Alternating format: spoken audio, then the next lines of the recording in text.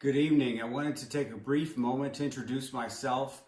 My name is Don Brett, and I am a executive in the e-commerce space. After 15 plus years in the CPG industry, I've decided it's time for me to help others and share what I've learned. Thank you so much, Don. Hi there, I'm Shri. And after 23 years in the consumer packaged goods industry, I decided it's time for me to share all my learnings across multiple Fortune 500 companies with iconic brands such as Lay's, Cheetos, Doritos, Tostitos, Pepsi, and lately with Johnson & Johnson, with Neutrogena, Listerine, Johnson's Baby, Tylenol, etc. So I've decided that after this longer time in the industry, learning not just the in-store business, I've had the fortune of learning e-commerce and digital sales the last 8. And here I am going to tell you my stories, whether it be joint business plans with customers, whether it's starting and developing a team, or clawing for business growth or trade spend management. That's what we'll be talking about, and here I am.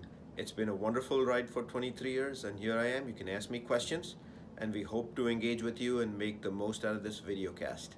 Thank you. We're going to provide weekly updates going forward on all things hot in the Amazon and e-commerce space. It might mean DTC. It might mean topics such as this week with Project Carney. Close to 100 notes on what members in our industry would like to have talked about, but we'll see. So it should be good for you guys to check in each week, less than 5 minutes, and stay on top of all things e-commerce. Thank you so much, Don, for sharing a wealth of information on what we're going to cover here.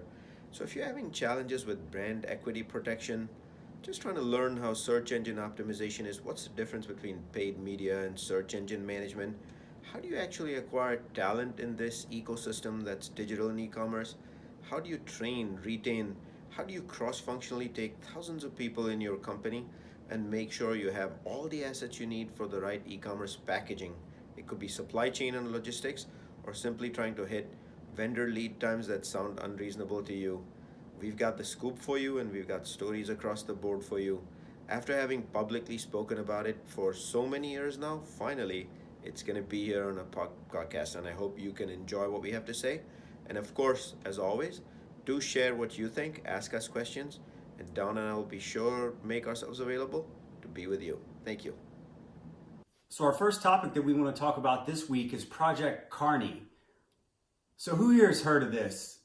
Those that don't know, Project Carney is the name that Amazon's given to the shopping center in Ohio that it's reported that they're going to take over. About 700,000 square feet of space, a once thriving mall with 100 plus stores that opened in the mid-70s. Reportedly, Amazon will be building a new site on that location. We already know that Amazon has multiple distribution centers across the United States, but as we look at the post-retail landscape of malls that were once thriving, and we're all over the United States and America, we've all seen these locations.